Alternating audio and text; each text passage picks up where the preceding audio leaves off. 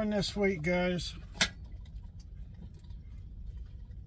We're on the road, finally.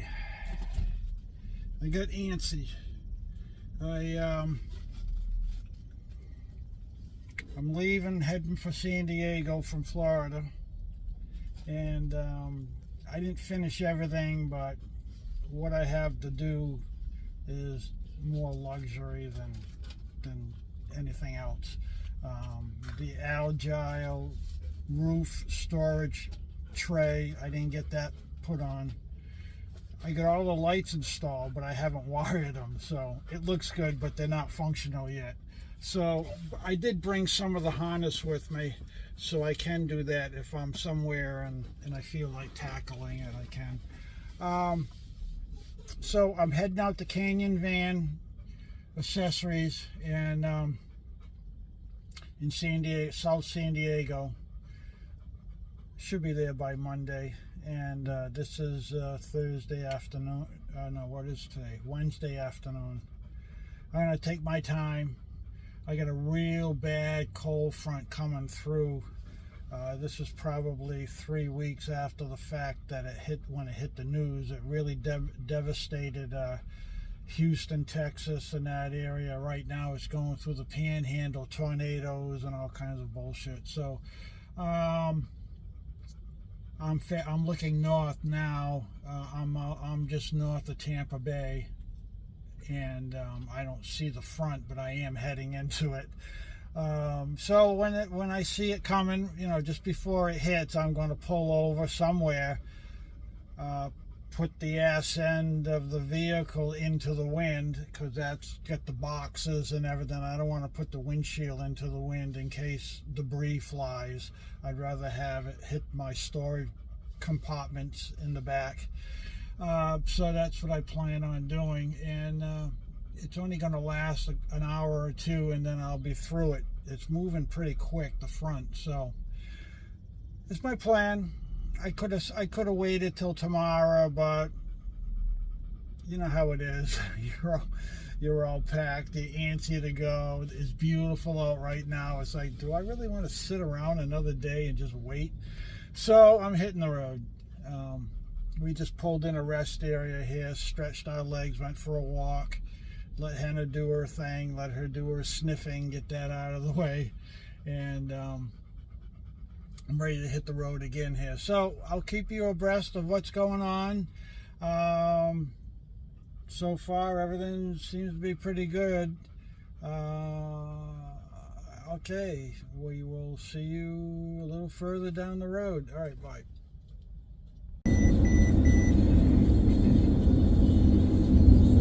Well, it was bound to happen. The Mercedes Gremlins found me. So my autopilot and my adaptive brake control system went out. It kept saying this yellow message kept coming up on the panel here. Dirty sensor, and then another time it said that it was inoperable, and so for, I don't know, the last couple of hours, 3 hours, I've had no safety braking and no cruise control. So at the last rest area, I went out, and the little eye that's underneath the Mercedes symbol, I popped it out, looked at it, put it back in, snapped it all back in. I checked the wires, the plug, everything looked good. The screen looked good. There wasn't any bug on it or anything. I don't know why I kept saying the sensor was dirty.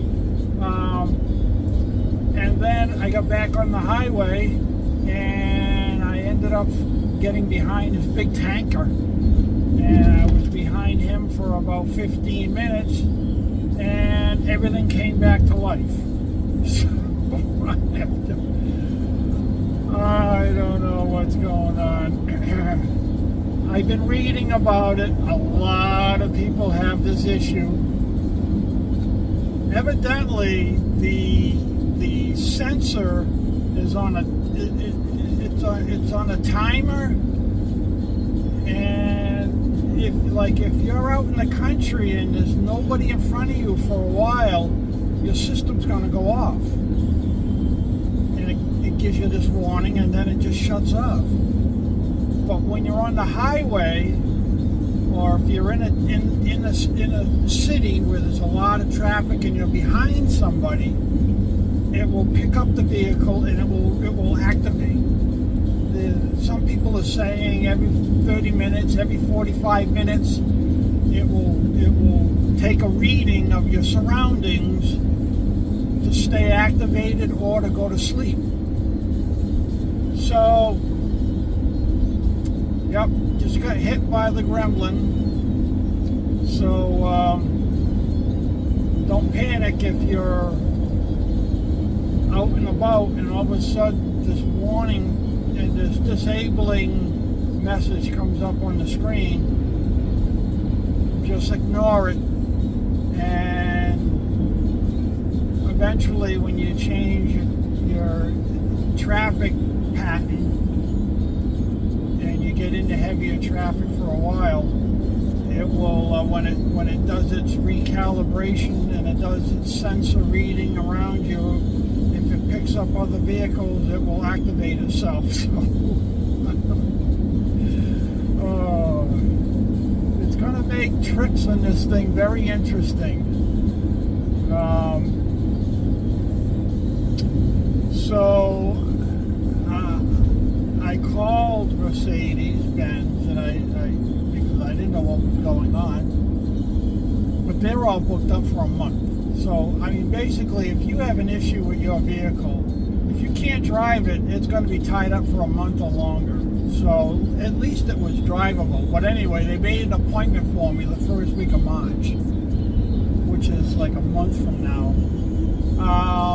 So I'm going to keep it because they also said I have 2 recalls. One's a brake recall, and another one. What was the other one? There was some sort of I believe it's an emission recall. It's all computerized. It's nothing physical. It's all software related. So I guess I'll just go in and have that done.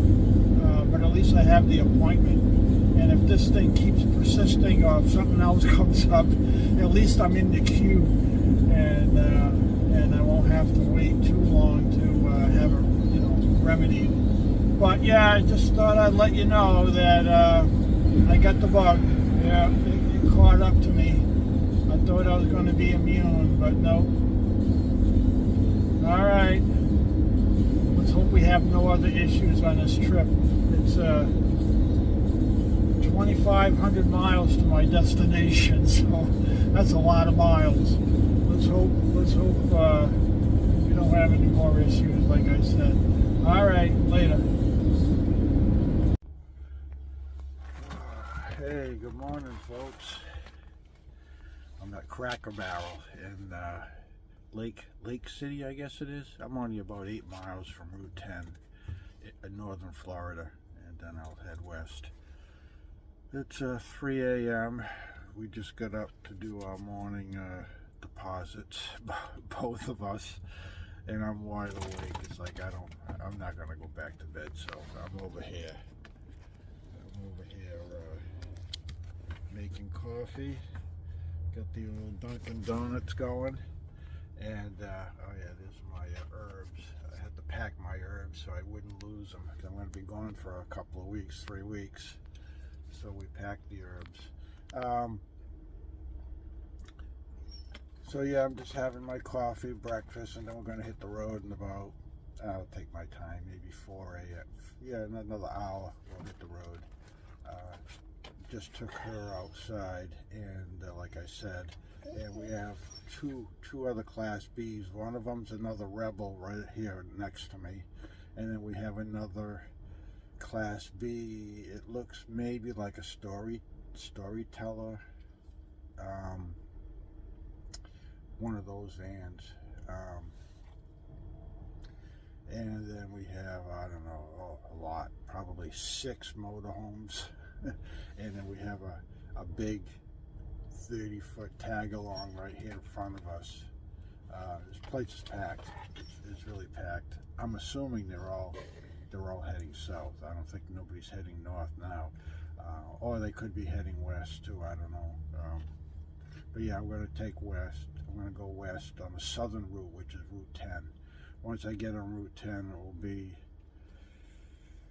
Route 10 for 2,100 miles to Canyon Adventure Vans. One road. I think at the end though I have to get off a little bit. When I get to Quartzside in Arizona, which is western Arizona, I'm going to dip down, take a southern route to Route 8, and then I'll take Interstate 8 or Route 8 into San Diego, where I gotta go. At least that's what the GPS showed me. All right, my coffee is done brewing, so I'm gonna have that. I'll get a hold of you when I hit the road. Okay, day 2 of this adventure.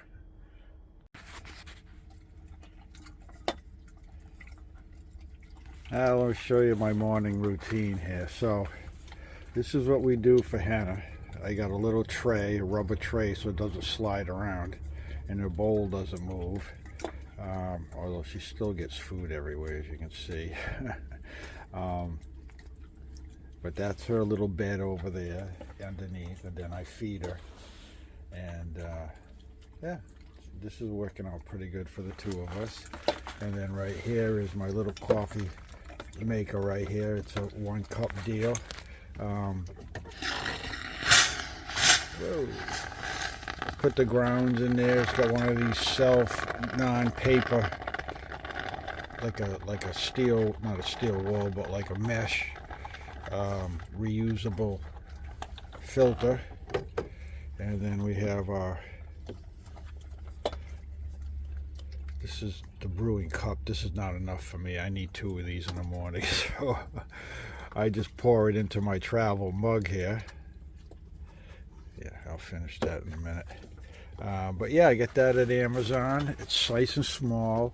It fits right down here. Let me show you. Oh, Hannah, I'm just going to open the drawer for a minute here.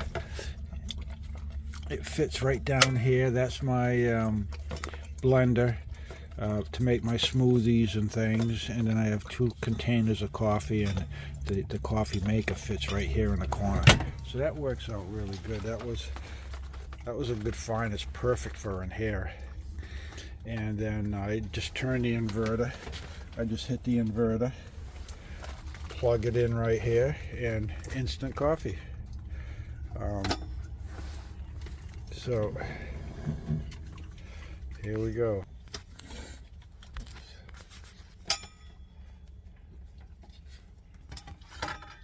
Cheers.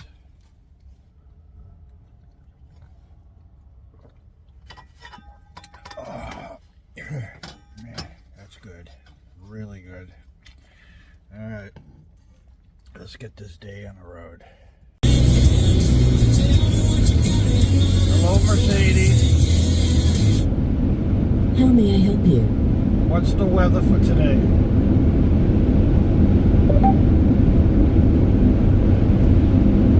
There will be clear skies with a high of 57 degrees and a low of 39 degrees in the current location for today. You gotta love it. You gotta love it. Okay. Continuing on. At least we don't have any storms ahead of us today. At least here where I am, east of Tallahassee.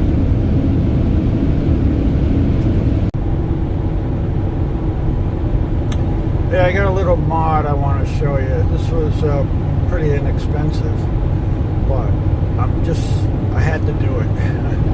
The inside of the cab, when you driving at night. It's really dark, and I'm not accustomed to that. Most of my vehicles have ambient lighting, especially in the footwell area, and I was really missing that. So I found these little USB lights that you just plug into your USB port, and we have a double USB port on the center console underneath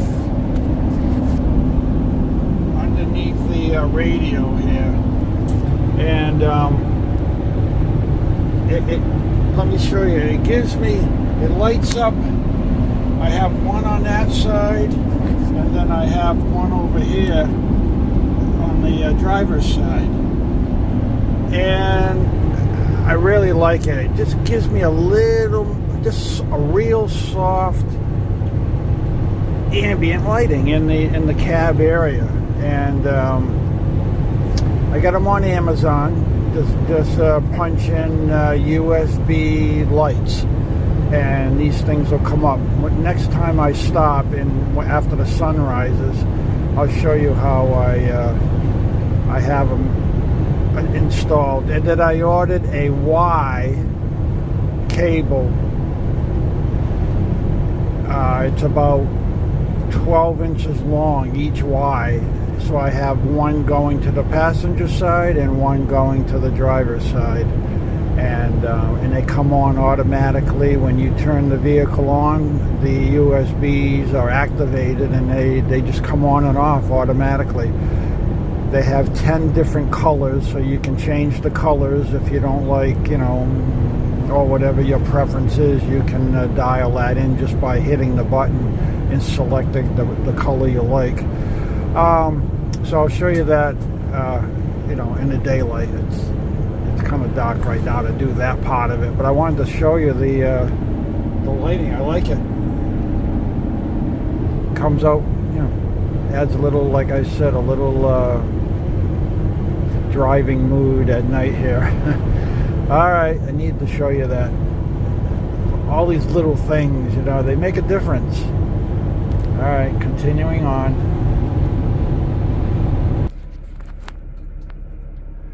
All right, just took a little break here. Had a couple of bars, made another coffee. I left at like 3:30 this morning. I was getting a little tired there, so I figured I'd make another cup. This here little light that I wanted to show you earlier. See, it just goes in this little. You have a plug underneath here with two USBs. I just got this here Y. It's a double, and then you just plug in. Where they go? There it is. You just plug in the light there with a little double-sided tape on the back side, and you can change the colors there's a button on the back of it. I like red because it's softer on the eyes.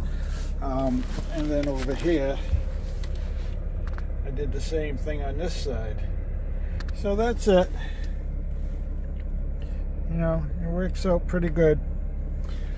All right, so when I went to make coffee, when we pulled in here, the doors were locked, and I went out. Actually, I went out this door. I locked it, did my thing, came back in, and when I came back in, I locked the doors with the key, and I made my coffee and did my thing where I fed Hannah and gave her a snack. So I didn't have to go out of the vehicle and re-enter. So I went to start the vehicle again, and it wouldn't start. It said cannot detect the key or whatever. And I remember reading that there's a key slot underneath that USB port where I just showed you there to plug in the cable, the little cable for the lights. There's a little tiny hole or like a slot underneath there. What you do is you take your key and you slide it, you put it in there and you leave it. Then you come over here and you start the vehicle like you normally would. You hit you put your foot on the brake and you hit the stop button, and it starts right up. It can detect the key when it's down here in that little slot underneath there. So keep that in mind when you're let's say you're stealth camping and you're sleeping, and naturally you had the key with you on the inside. You locked the van while you were sleeping. Now you need to get away. I had this issue a month ago where I didn't have to get away, but I wanted to start the vehicle after I made a snack inside, and I just walked through the little hallway right here, the little in between the seats, sat down to start the vehicle, and I couldn't get the vehicle started. I had to go outside, lock the vehicle from the outside. I walked around the vehicle, came back, and opened it like I normally would. You hit the unlock button and then you get in. It finally started, until I just figured this out a couple of weeks ago. In the book, I found a little article that said, key slot, in case your key is not detected by the vehicle. So at night, if you have to leave an area because you're uncomfortable or whatever, you don't want to have to go outside, walk around the van, and come back in. That's not safe. So put the key in that little slot, then start the vehicle, and you can drive right off without having to go outside. So that was a nice find. I'm glad I found that. I was a little concerned about that, having to leave in the middle of the night. I didn't want to leave my vehicle if things were a little shady outside. Okay. Getting ready here. I'm watching this guy over here. He's he locked his keys in the van, in his little Jeep, and this auto wrecker has been trying to get into that vehicle. He's been there for at least 20 minutes, and he still hasn't gotten it unlocked yet. He's still working on the corner there. But yeah, that's why when I go on these long trips, I bring 2 key fobs with me. When I bought the van, they give you 4 key fobs. These are $500 each, and so I bring 2 with me. I have another one hidden in here, and then all the little keys that go to all the compartments on here, that's in the back over there. I don't like to carry those with me all the time, in case you drop them, you lose them. So this key I put on a lanyard, and it's always around my neck, because this van, if you leave this van, there's a timer on it. There's a timeout on here where the van locks itself when you leave. So you could get locked out in this van. So put your key on a lanyard and leave it around your neck at all times. Never take it off. That way there, and if you want, tuck it in your shirt so it's not swinging around if you're at camp or something, and you won't lock yourself out of the van. So this is a nice, I've been doing this for years anyway with my other RVs. Yeah, I just thought I'd tell you about this little hack, so you don't, you could be 2 miles, 3, 4, 5 miles in the backcountry, and then you're locked out of your van. That you don't want to be in that situation. All right, I'm gonna hit the road. Traffic's not too bad. I'm only 20 miles from exiting Florida finally. I thought Texas was a long state to get out of. When you live down in Southwest Florida and you got to come all the way north, and then you got to go west and go along the Panhandle. I think I've been in Florida driving for 10 hours, and I still got another half an hour to go before I get out of the state. Man, it takes forever. And there's a there's a Buc-ee's as soon as I go over the border here. So, and I'm going to fill up. I'm at a half a tank. So, and I have 180 miles, roughly 180 miles according to my range thing here on the tank. I don't know if that's accurate or not, but I've been going by the gauge. So I'm going to fill up. They usually have the best prices for diesel, so I'm gonna fill up there before I enter Louisiana, and what's the other state down there? Louisiana and I forgot. Anyway, before I continue heading west, let me put it that way.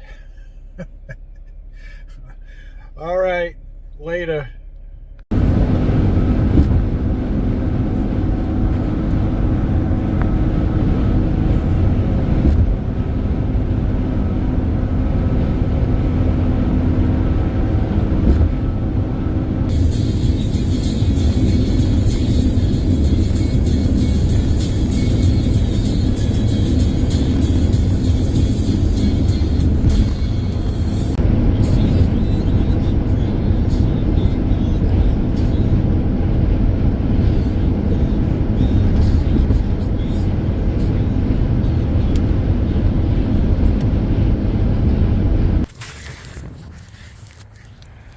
Alright, I'm in Mobile, Alabama, at a Mercedes dealer here. I gotta have that issue taken care of. I looked at my braking assist, and my cruise control's not working. But people across the country are having trouble finding vans. This place has got a ton of them. Look at them. All the way down. I see 1, 2, 3, 4, 5, 6, 7, 8, 9, and then there's a few out front. 10, 11, 12. Let's see if there's another one over there. There are 12, although they don't look like they're all Sprinters. Well, there's one right there. 1, 2, 3. So they have like 4 Sprinters here, and then they have the other regular vans here. Yeah. This is Mercedes-Benz of Mobile. So they took me right in. They're going to diagnose. They're going to put it on the machine and see what's wrong. I don't know if they'll fix it, but at least we'll figure out what's going on with it. And there's a couple more over. Oh, look at them all over here. Yeah. Wow. I see 1, 2, 3, 3 more Sprinters right there. All right. So, yeah, nice guys. Well, I'm surprised they took me in. I stopped at another one, Pensacola, Florida. They couldn't see me for 3 days. That was their earliest opening, so I had to pass on them. And so I called these guys, and they said, yeah, bring it in. We'll look at it at least. So, all right, I'll let you know how I made out.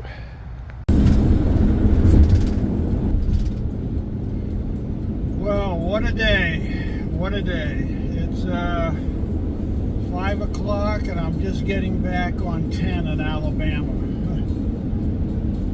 Well, yesterday I told you how my cruise control and my adaptive braking was acting up. It would come and go. Well, it never came back. So this morning, when I hit the road, I waited till about 8:30, 9 o'clock. I started making calls ahead of me to Mercedes dealers and trying to see if somebody would be able to give me a hand figuring this thing out, possibly changing out one of the sensors. I thought that was bad. And the first 2 in northern Florida, as much as they really wanted to help, they were just booked up solid. They couldn't see me for at least a week. And then I got into Alabama. Wait a minute.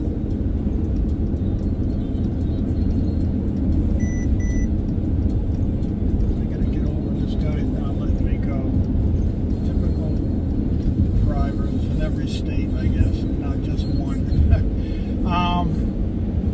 So I called the Mercedes dealer in Mobile, Alabama, right off of 65, which is right off of 10. And I talked to a service manager, Tony Bishop. And and explained to him my situation, and he didn't give me any guarantees, but he said he would at least look at it. So they were right off of 10, basically, like 15 minutes to the dealership. So I figured, all right, well, at least I'll go in there and they were going to do a diagnostic and see what the problem was, and then at least I would have that to continue on if I had to. So once I got in there I think I got in there around 11-ish. By the time I had traffic problems on 10, it was backed up and stuff. Anyway, I got in there at 11, and they took the van right away. They took it right in, hooked it up to the diagnostic machines, and came back with one of the sensors was off. And the problem is it was behind the front fender. It's a sensor that you don't see. It's behind the fender. So we agreed to have them look at, take it apart, and that's what they did. They took the front. They didn't take the main fender that had the winch on it off. That was not the issue. It was the factory fender that covered that, and the sensor was mounted to the new steel bumper that's behind the factory bumper. Well, the sensor somehow popped out because it had been working fine for weeks. All of a sudden, it started coming on and off. Well, evidently, it popped out of place. And then it only has like from what I was told, around a 3-degree margin, plus or minus only 3 degrees. If it's beyond that, tilt-wise, it just won't work. And that's what happened. It had popped. I must have hit something, I don't know, a pothole, who knows, and it popped out of place. And they did a little modification to help it stay in place. And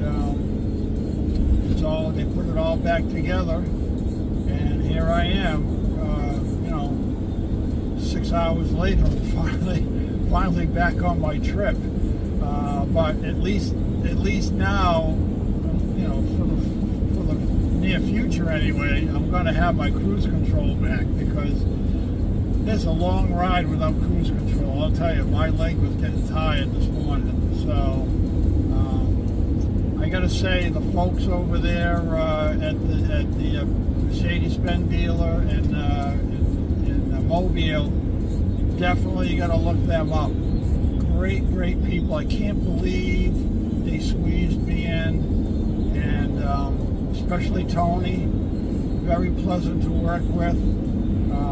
If you're in the market for a Sprinter, they had a ton of them there.